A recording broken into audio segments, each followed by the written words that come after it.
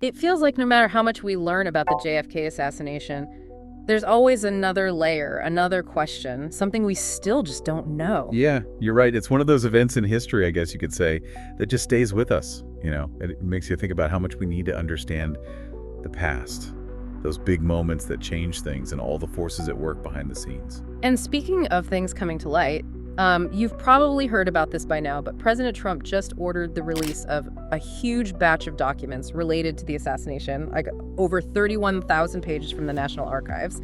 And it's important to note this isn't the first time documents have been released, but what's different this time is that they've removed a lot of the redactions, those blacked out parts. Right, exactly. And the National Archives actually has a ton of material on all this, about 6 million pages, and most of it's actually already been declassified. Yeah. So what we're really talking about here is getting a closer look at those details, those things that were hidden within documents we already had. So basically, we're not talking about like brand new secret files that no one's ever seen before. It's more about getting a clearer picture of what was already there, right? Yeah, I think that's a good way to put it. Okay, so in this deep dive, we're going to break down exactly what's in this release for you. We're going to try to figure out what themes are becoming more clear, or maybe what mysteries are still out there. And we'll talk about why this event still fascinates people so much, even after all these years. And to do all this, we're going to be looking at analysis from sources like The Washington Post, CBS News, and The New York Times. Sounds good. Let's dive in. All right, so first things first. What exactly did they release this week? Well, what they made available is over 1,100 entries, and it's all these hyperlinked PDF files. So when you add up all those pages, you're looking at, some sources say over 31,000 pages, some say as many as 80,000, so it's a lot to go through. But here's the thing, and the Washington Post really highlighted this, none of these are completely new files. What's new is they removed redactions from documents that were already out there. So it's like we're finally getting to see the full picture in places that were blurry before. That makes sense. So it's less about discovering totally new secrets and more about getting a clearer view of information we already had. Exactly.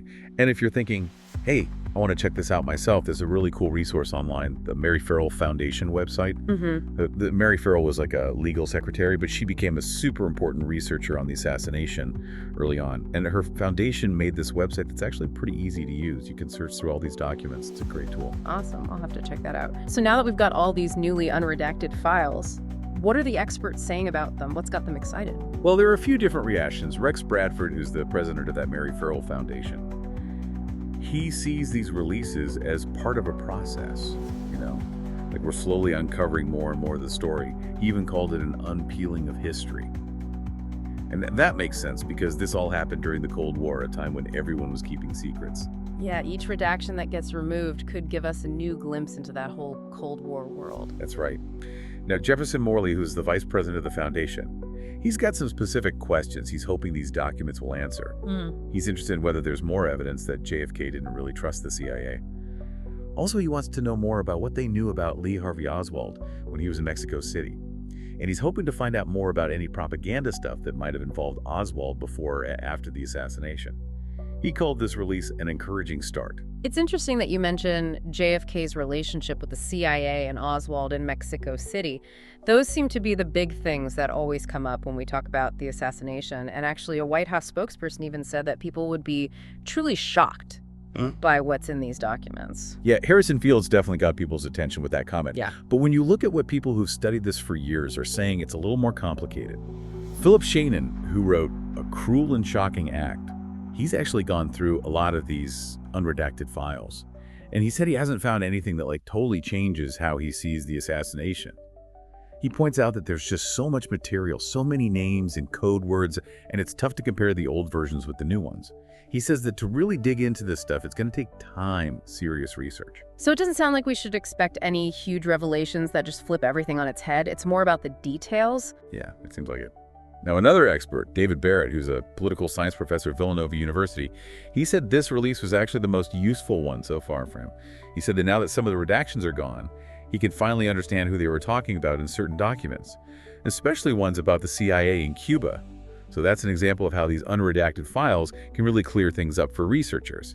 But even he doesn't think there's going to be any earth-shattering information revealed. So again, it's more about building a clearer picture rather than finding one big missing piece. And Larry Sabato from the University of Virginia, he's interested in some passages that were heavily redacted before that might have to do with Cuba or how the CIA was interacting with Oswald. So these themes keep coming up. Yeah. Cuba, the CIA, Oswald, and Mexico City, those seem to be the big areas that people are focusing on. Exactly. And that brings us to the main questions that still surround the JFK assassination. The big one, of course, is, did Lee Harvey Oswald act alone like the Warren Commission concluded back in 1964? Or was there some kind of conspiracy? This is what a lot of the debate comes down to. The lone gunman theory versus a conspiracy, it's the question that just won't go away. And it sounds like these new releases don't really give us a definitive answer. Not yet, at least. But Jefferson Morley pointed out that some of the records released over the years actually contradict what the Warren Commission said. He even mentioned those claims from the doctors who treated JFK. They said the shots came from two different directions, which kind of throws a wrench in the whole single shooter idea. Right, because the Warren Commission's conclusion has been the official explanation for so long, so anything that challenges that is a big deal.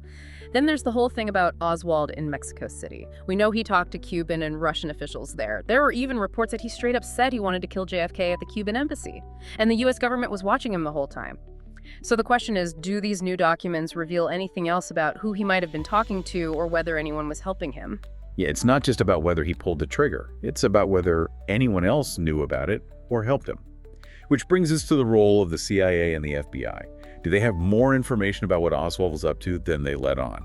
Especially after he went to Mexico. That's a huge question. If they knew Oswald was a threat and they didn't do anything about it or didn't warn anyone, that would be a big problem, especially after everything he did in Mexico. You mentioned earlier that Morley wrote an essay in 2023 where he talked about how the CIA was watching Oswald and how some people in the CIA might have even tried to mess with the Warren Commission's investigation. So maybe these unredacted documents will tell us more about what they knew and what they did with that information. It's possible. And it raises questions about how transparent the government really is and whether they can be held accountable. If they messed up or made mistakes, especially about something this big, people deserve to know the truth. But then again, there's also the perspective that Tim Naftali from Columbia University brought up. He thinks that a lot of the redactions were probably there to protect CIA sources and how they do things. Not necessarily to hide evidence that goes against the Warren Commission. Right, so maybe it wasn't always about covering up a conspiracy. Maybe they had legitimate reasons to keep some things secret. Yeah, he gave the example of some communications that were intercepted in Egypt. So it's not always so black and white. There could be reasons for redactions that have nothing to do with hiding the truth. But it's up to the researchers to look at what's been unredacted and try to figure out why it was hidden in the first place. It's like a puzzle with a whole lot of pieces. Okay, so even if we don't find out anything totally mind-blowing, why should we even care about these documents? What's the point of all this? Well, think about it.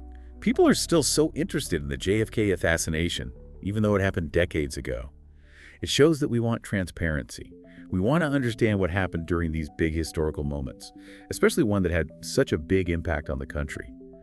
Even if these documents don't reveal some huge conspiracy, they still give us more details about the Cold War and how things worked back then. They remind us that history is complicated and that even little details can be important. It's like we're getting a more complete picture of the past, even if it's a slow process. So for those listening who are now super curious about all this, where should they go to learn more? The main places are the National Archives website.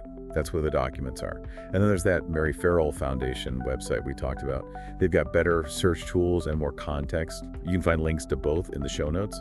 But just so you know, going through all these documents, it's a lot of work. Philip Shannon and this historian David Garrow, they both said it's a big undertaking. Garrow even said that this release is profoundly more impenetrable because it doesn't have the annotations that some of the older releases had. Wow, so it's not exactly light reading. Not really. Yeah. It'll take some serious effort to go through it all. And the thing is, this is just one part of the story. Researchers are going to keep digging into these files, and they're probably going to find more stuff over time. And there are still documents that haven't even been released yet. The National Archives is still digitizing some of them. And then there are some that are sealed by a court-like stuff about grand jury proceedings and some IRS records, so those won't be public until someone takes legal action to unseal them. So basically we're getting more information, but there's still more to come. Exactly. We've got this huge release of documents that used to be redacted. And it's adding fuel to the whole debate about whether Oswald acted alone or if there was a conspiracy. And the stuff about what Oswald was doing in Mexico and what the CIA and FBI might have known is really important.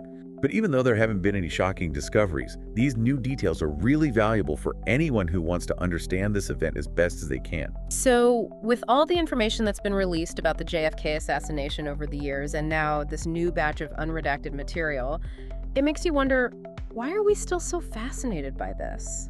What is it about this event that makes us want to know everything we can? What does it say about how much we need to understand these big moments in history? And what about how we remember things?